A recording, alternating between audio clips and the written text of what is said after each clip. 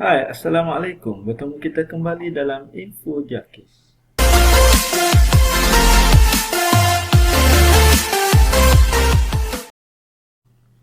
Okay, Bismillahirrahmanirrahim.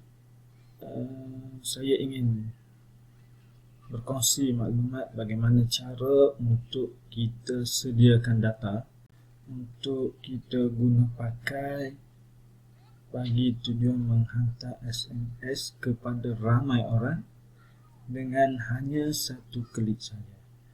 Okey, jom saya tunjuk bagaimana cara-cara untuk kita sediakan data tersebut. Okey, di sini saya ingin kongsikan template dalam bentuk Microsoft Excel. Okey, dengan template ini kita akan sediakan data yang akan kita guna untuk menghantar SMS sama ada untuk tujuan tangguhan bicara, tangguhan sebutan dan sebagainya kepada ramai orang dengan hanya menggunakan satu klik saja. Okey, tujuan saya ajarnya adalah untuk menjimatkan masa tuan-tuan lah. Ini adalah template yang kita akan gunakan untuk penyediaan data tersebut. Template ni akan saya share dengan semua orang lah. Data itu adalah dalam bentuk Microsoft Excel dan maklumat-maklumat yang kita akan masukkan dekat sini saya rasa setiap hari ataupun setiap kali bicara ataupun setiap kali pengurusan kes kita akan download maklumat tersebut daripada e-syariah yang kita tampal dekat pintu, sama ada pintu dewan ataupun pintu bilik pengurusan lah. Jadi daripada maklumat tersebut kita boleh copy dan juga kita boleh paste dalam Excel. Jadi saya ingin tunjukkan pada tuan-tuan dan puan-puan, row yang atas sekali ni, ini adalah dia punya header. Dan row ni tak boleh nak delete, tak boleh nak edit, tak boleh nak tambah lah. Sebab row ni sangat penting. Sekiranya tuan-puan ubah dan sebagainya, berkemungkinan data yang kita sediakan tu adalah kurang tepat dan menyebabkan SMS tersebut gagal untuk dihantar. Okey, di sini saya tunjukkan satu contoh. Untuk phone number ni kita masukkan saja nombor telefon. Dimulai dengan 60 lah. Kalau kata kita masukkan kosong saja, dia tak akan paparkan kosong, dia akan bermula dengan 1 dan seterusnya.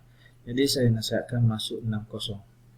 Okey, untuk dia paparkan semua nombor. Seterusnya untuk name ni saya cadangkan kita masukkan nombor kes saja. Ini adalah contoh, tak ada kaitan sama ada yang masih hidup ataupun yang telah meninggal dunia. Okey, yang tak ada kaitan dari segi amount, address dan sebagainya, saya rasa yang tu kita kosongkan. Maknanya apa-apa maklumat yang kita tak nak dipaparkan dalam SMS, kita kosongkan. Kerana setiap kolom ni kita boleh tarik data dia untuk masuk ke SMS yang akan kita hantar. Okey, cuma yang saya nampak string 1 kita masukkan tarikh asal proceeding case tersebut, manakala string 2 kita masuk tarikh tangguhan akan datang dan string 3 adalah waktu. Itu cadangan saya lah. Jadi tuan-puan boleh sekiranya ada maklumat ataupun ada info tambahan lain lagi, mungkin kita boleh masukkan dalam string 4 dan juga string 5.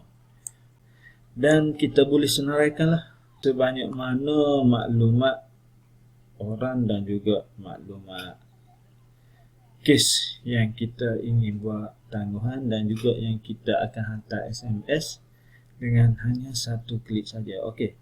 Jadi setelah kita masukkan semua maklumat, jadi untuk contoh pada kali ini saya hanya tunjukkan satu sahaja. Okey, saya tunjukkan satu sahaja maklumat yang kita masukkan dalam Excel bagi tujuan penyediaan data untuk kita guna pakailah dalam menghantar SMS menggunakan pakai sistem iSMS yang disediakan oleh jabatan. Okey, jadi setelah kita masukkan semua maklumat yang ada, kalau ada 20 maklumat, kita masukkanlah setiap maklumat dalam satu row. Okey, kita masukkan sebagaimana maklumat yang saya ajar ni. Setelah kita masukkan template ni, saya cadangkan kita save lah Okay, kita save template yang kita dah sediakan ni. Kita save dulu. Supaya untuk masa akan datang, kita boleh ubah daripada template ni untuk kita hantar tarikh tangguhan akan datang. Okey, jadi setelah kita save ni, ini adalah template original ataupun template asal yang akan kita gunakan pada masa akan datang selagi mana case prep ni belum selesai lah. Okey, jadi selepas kita save, selesai satu peringkat. Okey, untuk kita mengguna pakai data ni ke sistem ISMS, dia tak boleh dengan format Excel. Dia perlu format CSV. Okey, daripada Excel ni lah kita boleh tukarkan ataupun kita hanya perlu save as. Klik dekat file, klik dekat save as. Okey, lepas tu kita pilihlah mana-mana file dalam komputer kita yang memudahkan kita untuk cari balik file tu. Okey, kita klik. Saya untuk contohnya saya simpan dalam download file. Jadi kita rename kan lah apa-apa nak di rename kan CSV 1. Okey, ni contoh saya tunjukkan CSV 1. Nama tu kita boleh namakan apa saja ikut kesukaan kita, dan juga untuk memudahkan kita kesan file ni apabila kita nak guna dengan ISMS. Dan yang paling penting sekali, kita tukar dekat sini. Kita tukar kepada CSV. CSV, yang ni. Jangan ambil yang CSV Macintosh ni ataupun MS ni. Ambil yang atas ni. Klik di sini, baru kita save. Okey, yang ni abaikan.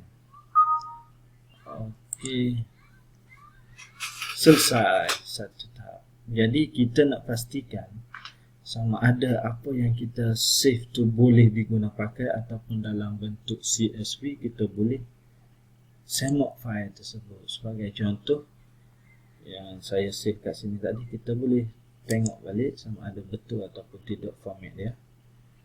Okay, kita klik kanan, lepas tu kita open with dengan notepad. Okey, jangan open with dengan Excel ya, dengan notepad.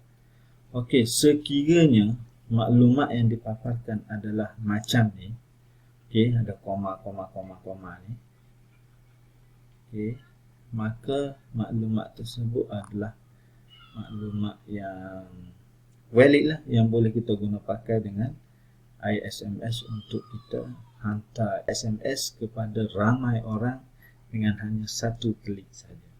Jadi cara penyediaan data adalah sangat mudah dan juga sangat senang.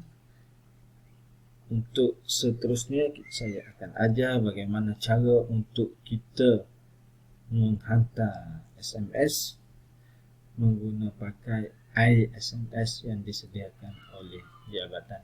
Okey, cuma satu lagi, sekiranya yang dipaparkan di sini untuk makluman tuan-tuan dan puan-puan, dia bukan koma, dia semikolon ke, dia nokta dan sebagainya, kita boleh ubah benda ni melalui, kita boleh setting dekat komputer control panel. Kita cari dulu control panel.